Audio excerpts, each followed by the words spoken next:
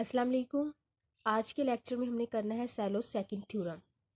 Cello-second theorem की statement सबसे पहले हम देखते हैं। इसकी स्टेटमेंट में एनी टू सैलो-पी सब ग्रुप्स, कोई से दो सैलो-पी सब ग्रुप्स हो और फाइनाइट ग्रुप जी, किसी भी फाइनाइट ग्रुप जी के आर कॉन्जुगेट इन जी, कोई भी हमारे पास फाइनाइट ग्रुप जी है उसके दो सैलो-पी जो ग्रुप्स होंगे तो वो हमारे पास कॉन्जुगेट भी होंगे। ये हमने इस थ्योरम में प्रूव करना है। इसको पहले एक एग्जांपल के थ्रू भी देख लेते कैसे कि वो कॉन्जुगेट होंगे और कैसे नहीं होंगे। पहले सैलो पी सब ग्रुप्स देखते हैं। सैलो पी सब ग्रुप्स क्या होते हैं, डेफिनेशन नहीं बताती, वैसे बस सिंपल सा बता देती हूँ थोड़ा सा। अगर कोई हमारे पास सब ग्रुप है, जी का सब ग्रुप एच है और उसका ऑर्डर हमारे पास पी की पावर एन में है, तो वो जो पी की पावर आर में जो हमारे पास ऑर्डर है ग्रुप सैलो पी सब ग्रुप का, सैलो पी ग्रुप का सॉरी ग्रुप का जो ऑर्डर है, अगर वो सब ग्रुप का जो ऑर्डर है वो ग्रुप के ऑर्डर को डिवाइड करे, लेकिन अगर उसकी पावर में कुछ हम ऐड कर दे, वन ऐड कर दे और वो फिर ग्रुप के ऑर्डर को डिवाइड ना करे, तो वो जो हमारे पास ग्रुप होगा वो सैलो पी सब ग्रुप बन जाएगा। यानी कि कोई भी ग्रुप हमारे पास सब ग्रुप है हमारे पास उसका एक सब ग्रुप ले, सब ग्रुप का जो ऑर्डर है अगर वो ग्रुप के ऑर्डर को डिवाइड करे, लेकिन अगर उसकी पावर में एक ऐड कर दे फिर वो डिवाइड ना करे, तो वो जो सब ग्रुप है हमारे पास वो सैलो पी सब ग्रुप बन जाता है। ठीक है। और इसमें दूसरी चीज़ जो यूज़ हुई है वो कॉन्जुगेट है। कॉन्जुगेट जो होता है सब ग्रुप का वो क्या होता है,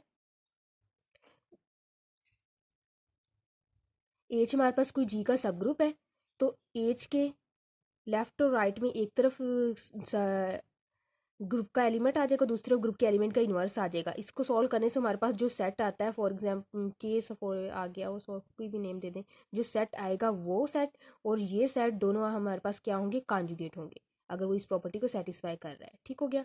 वही चीज़ इसमें है। यहाँ पे देखिए हमारे पास जो ग्रुप लिया है मैंने वो S3 ग्रुप ले लिया है और उसके सब ग्रुप ले लिए H1 H2 H3 H4। ये जो सब ग्रुप है ये सैलोपी सब ग्रुप्स भी हैं।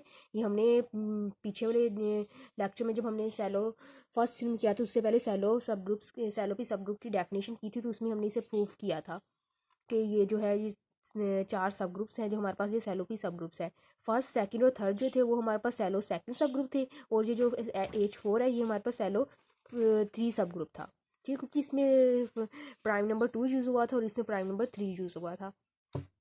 अब इसमें से कोई एक मैं सब ग्रुप ले सैलो पी सब ग्रुप ले लेती हूँ और उसको मैं प्रूफ करवाती हूँ कि जो दूसरे जिसकी जो हमें आंसर मिलेगा वो एक और सैलो पी सब ग्रुप मिल जाएगा, मतलब वो दोनों जो सब ग्रुप होंगे सैलो पी सब ग्रुप होंगे वो कॉन्जुगेट होंगे।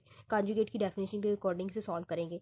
मैंने यहाँ पे एक सब ग्रुप ले लिया, सैलो पी सब ग्रुप ले लिया H3 और यहाँ पे जी का एक एलिमेंट ले लिया 1 3।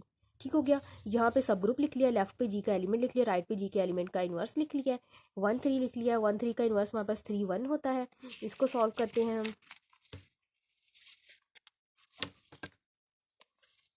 इस फॉर्म में उन्हें लिख लिया मैंने, यानी कि अगर 1 इसे लिखते होते हैं इस तरह से, अगर 1 3 है तो इसका मतलब 1 2 3, ये 3 है तो मतलब 3 तक हमारे पास एलिमेंट्स हैं।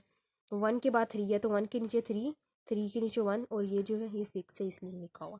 इसे इसी फॉर्म में मैंने बाकियों को भी लिख दिया है, पार्टीशन। फिर उसके बाद हमने इसे इसके साथ भी करेंगे, इसके साथ भी करेंगे, इसे वैसे ही रहने देंगे। 1 2 3 लिख लिया, 3 के इधर 3 जो है उसके नीचे 3 है लिख लिया, ये 2 है, इधर 2 के नीचे 2 था वो भी लिख लिया, इधर 1 है 1 के नीचे 1 था 1 लिख लिया। इसी तरह इसमें क्या 1 2 3 लिख लिया, 3 है, 3 के नीचे 2 था वो लिख लिया, इधर 2 है, इधर 2 के नीचे जो नंबर था वो लिख लिया, इधर 1 है 1 के नीचे जो नंबर था वो लिख लिया। ये वैसे आ गया। अब इसकी इसके साथ करेंगे और इसकी इसके साथ करेंगे। 1 2 3 लिख लिया, 3 के नीचे हमारे पास 1 था 1 लिख लिया, 2 के नीचे हमारे पास 2 था 2 लिख लिया, 3 1 के नीचे हमारे पास 3 था 3 लिख लिया। अब इसका करेंगे 2 के नीचे 2 था 2 लिख लिया, 3 के नीचे 1 था 1 लिख लिया, 1 के नीचे 3 था 3 लिख लिया। अब हमारे पास ये जो आ गया, अब ये देखें ये तो सेम आ रहा है, आइडेंटिटी आ गया। अब इसमें देखिए 1 2 2 1 है तो 1 2 आ जाएगा, 3 जो फिक्स था वो नहीं हमने लिखना, तो ये हमारे पास क्या आ गया H1 हमारा यही था, हमारे पास H1 आ गया। अब H1 और H3 जो है हमारे पास कॉन्जुगेट है। ठीक हो गया। ये प्रूव हो गया, दो सैलोपी सब ग्रुप्स लिए और वो हमारे पास कॉन्जुगेट आ गए। अब हम इसको थ्योरम में प्रूव करते हैं। इस थ्योरम का एग्जांपल के थ्रू समझा दिया, अब थ्योरम में इसे प्रूव करते हैं, स्टेटमेंट बता दिया है। थ्योरम देखें, लेट पी क्यू बी 2 सैलोपी सब ग्रुप्स। स्टेटमेंट में उन्होंने दो सैलोपी सब ग्रुप्स लिए थे जिनको कहा था कि वो कॉन्जुगेट है, तो वही हमने दो यहाँ सैलोपी सब ग्रुप ले लिए P एंड Q ऑफ जी के। ऑर्डर ऑफ पी और ऑर्डर ऑफ क्यू जो है हमारे पास दोनों हमारे पास पी की पावर n है। ठीक हो गया। क्योंकि हम लेट ही करना है, पी की पावर एन ले लिया, पी की पावर आर लेट कर लिया, आप कोई भी लेट कर सकते हैं, पी यहाँ पे प्राइम नंबर होता है इसलिए पी ही लिया है। अब जो सब ग्रुप्स हैं, ये सैलो पी सब ग्रुप्स हैं दोनों, पी और क्यू, तो इसका मतलब ये भी ये होगा ना कि इनका जो ऑर्डर है, मतलब पी की पावर एन है, वो ग्रुप के ऑर्डर को डिवाइड करेगी, लेकिन अगर उसमें कुछ ऐड कर दे तो वो ग्रुप के ऑर्डर को डिवाइड नहीं करेंगे। सैलो पी सब ग्रुप की डेफिनेशन यहाँ पे अप्लाई करती है। ठीक हो गया, यहाँ पे वही डेफिनेशन ही लिखी हुई है मैंने। वी हैव टू प्रूव, हमने अगर ये कॉन्जुगेट दोनों सब ग्रुप को प्रूव करना है तो हमें ये चीज़ प्रूव करनी पड़ेगी। जिस तरह ये H3 और H1 कॉन्जुगेट थे तो हमने ये चीज़ प्रूव की थी। अब P और Q को कॉन्जुगेट प्रूव करना है तो ये चीज़ हमने प्रूव करनी है, तो हम ये चीज़ प्रूव करनी है, लेकिन हम सपोज कर लेते कंट्रेरी के ना ये इक्वल नहीं है, P इक्वल नहीं है X Q X इनवर्स के। तो हम जानते हैं कि हमारे पास ये जो होती है ये यहाँ से आएगी, ऑर्डर ऑफ जी जो होता है वो इस फॉर्म में हमारे पास लिखा जा सकता है। डबल को सेट्स वाला जब हम करते हैं टॉपिक, डबल को सेट्स वाले में हमने यूज़ किया हुआ था।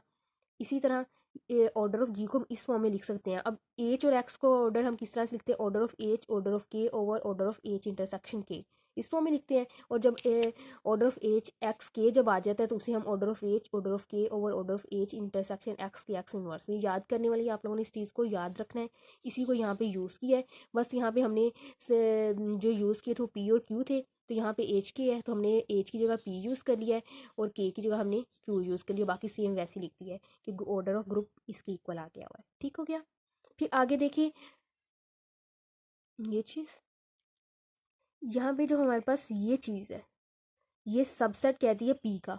कैसे सबसेट पी का कह दी, इधर देखिए ज़रा।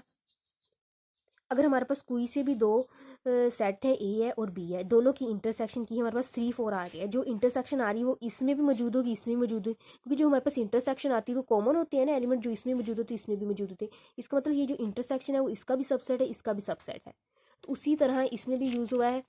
यहाँ पे P इंटरसेक्शन इन दोनों की इंटरसेक्शन की थी, तो जो इंटरसेक्शन करने से आएगा वो इसका भी सबसेट हो सकता है, इसका भी सबसेट हो सकता है। तो वही हमने इन दोनों की इंटरसेक्शन को P का सबसेट लिख लिया हुआ है।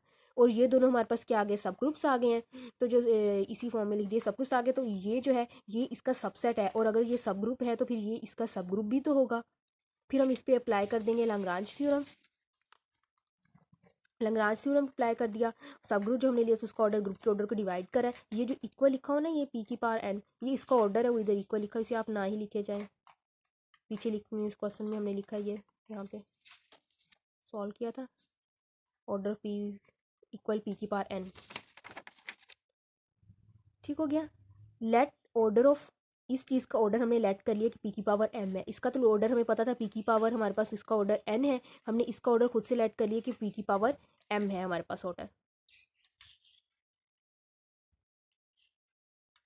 अगर हम कहते हैं कि m जो है वो n के इक्वल है, इसमें जो p की पावर m ली है तो m पे भी कोई कंडीशन होगी ना, ये ग्रेटर होगा ये लेस होगा। ये m पे हमने ये कंडीशन अप्लाई की है कि वो 1 से जो है बड़ा है, लेकिन n के इक्वल भी हो सकता है और n से छोटा भी हो सकता है, लेकिन 1 से छोटा नहीं हो सकता। तो हम लेते हैं इसका मतलब या तो ये n के इक्वल होगा या फिर n से छोटा होगा। अगर इक्वल नहीं होगा तो हम पहली कंडीशन ले लेते हैं कि ये इक्वल है। अगर ये इक्वल है तो फिर इसका मतलब p की पावर m जो है वो p की पावर n बन सकती है, तो मतलब वो फिर ऑर्डर ऑफ p की इक्वल आ जाएगा। फिर अगर वो ऑर्डर ऑफ p की इक्वल आ जाएगा तो इसका ये सब ग्रुप है, तो फिर इसका मतलब ये इक्वल भी हो जाएंगे, ये इक्वल हो जाएगा। तो इसे हम इसका सबसेट लिख सकते हैं, p को हम इसका सबसेट लिख सकते हैं। इसको p का सबसेट लिख लिया, और अगर ये सबसेट है ये सब ग्रुप भी है, जिस तरह हमने पीछे कंडीशन यूज़ की थी उसी तरह इस पे। अब इस इक्वेशन को और ये जो पीछे हमने इक्वेशन यूज़ की थी इसको दोनों को हम जब कंपेयर करें तो हमारे पास ये इक्वेशन बन जाती है, और फिर जब इन दोनों कंपेयर करें तो हमारे पास ये इक्वल आ जाते हैं। यहाँ हो गई हमारी कंट्राडिक्शन। कंट्राडिक्शन क्यों हो गई, यहाँ पे हमने तो इसे सपोज किया था कि इक्वल नहीं है, तो ये तो इक्वल आ गए, तो ये कंट्राडिक्शन हो गई। अब जो हमने यहाँ पे लेट किया था कि m इक्वल n के, अगर m n के इक्वल आ जाए तो ये कंट्राडिक्शन आ जाती है। हम अब लेट कर लेंगे ये इक्वल नहीं है n के, m n की इक्वल नहीं है, तो ज़ाहिर सी बात अगर m n की इक्वल नहीं होगा तो फिर जो m है वो n से छोटा ही होगा, क्योंकि बड़े पे तो कोई बड़ा नहीं हमने करना था। यहाँ पे देखें हमने m को या तो n की इक्वल लेना था या उससे छोटा लेना था, तो फिर इसका मतलब ये होगा ना कि m जो है वो n से छोटा है। तो फिर ऑर्डर ऑफ ये हमारे पास p की पावर n m आ गया, तो हम इसको इसी में ही पुट कर देंगे। p की ऑर्डर ऑफ p हमारे पास और ऑर्डर ऑफ q हमारे पास दिया हुआ है, स्टार्ट में जो हमने लेट कर दिया था p की पावर n है, तो यहाँ पे हमने p की पावर n लिख ली, और इसका ऑर्डर अभी ये हमने लिखा है, ये हमने लिख लिया। इसको ऊपर लेंगे 2 की पावर n p की पावर 2n माइनस m हो जाएगा। तो हम इसे इस तरह से ब्रेक कर देंगे, यानी कि ऐड 1 इसमें ऐड भी कर लेंगे, सब्ट्रैक्ट भी कर लेंगे। और जो n2 था, एक n p की पावर n इधर आएगी, एक p की पावर n इधर आ गया, और n -1 इधर भी होगी, इधर अगर हम इकट्ठा करें तो ये n और n 2n बन जाएंगे। साथ में ये m आ जाएगा और -1 और ये +1 जो है ये कट जाएगी, तो यही बन जाएगी, इसे हमने खुद से अलग कर दिया। अब देखें अगर ऑर्डर ऑफ ग्रुप इसके इक्वल है तो इसका मतलब ये है ना कि ऑर्डर ऑफ ग्रुप जो p की पावर n+1 है वो ऑर्डर ऑफ ग्रुप को डिवाइड कर सकता है ना। जिस तरह हमारे पास order of group for example हमारे पास 4 है, तो इसे हम 2.2 लिख सकते हैं, तो इसका मतलब ये है कि 2 4 को डिवाइड कर सकता है ना। वही कंडीशन इधर अप्लाई की, क्योंकि हमने वही कंडीशन इधर लिखी है कि फिर p की पावर n+1 जो ऑर्डर ऑफ जी ग्रुप को डिवाइड कर सकता है। लेकिन हमने जो कि स्टार्ट में कहा था कि वो तो डिवाइड नहीं करता सब ग्रुप सैलोपी सब ग्रुप की डेफिनेशन अकॉर्डिंग।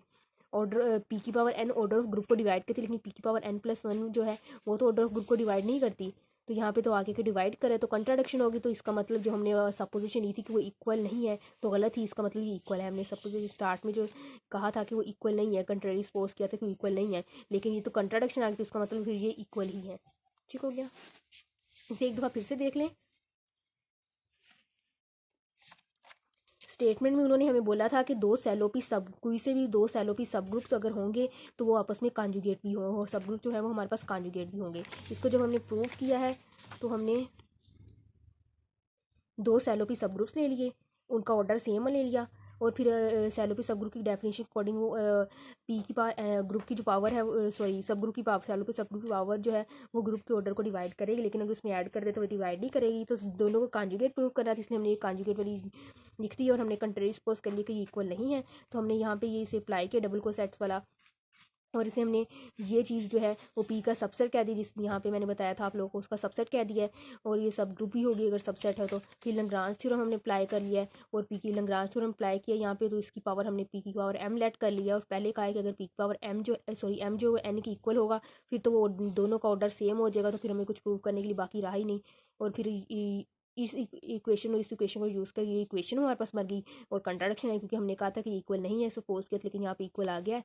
अगर हम फिर करते हैं कि इक्वल नहीं है तो फिर हम बस इसी में जो हमने स्टार्ट में लिया था डबल कोसेट्स वाला, इसमें हमने ऑर्डर्स पुट कर दिए हैं और सिंग किया, तो हमारे पास इस फॉर्म में आ गया। तो अगर ये हमने कहा इसका मतलब ये जो है ये ग्रुप के ऑर्डर को डिवाइड कर रहा है, लेकिन हमने स्टार्ट में लेट किया था कि डिवाइड नहीं करता, तो यहाँ पे हमारी कंट्राडिक्शन आ गई। तो फिर हमने कहा कि P equal X Q X inverse आ गया, मतलब दो अगर सब सैलोपी सब ग्रुप्स हैं तो वो कॉन्जुगेट भी होंगे।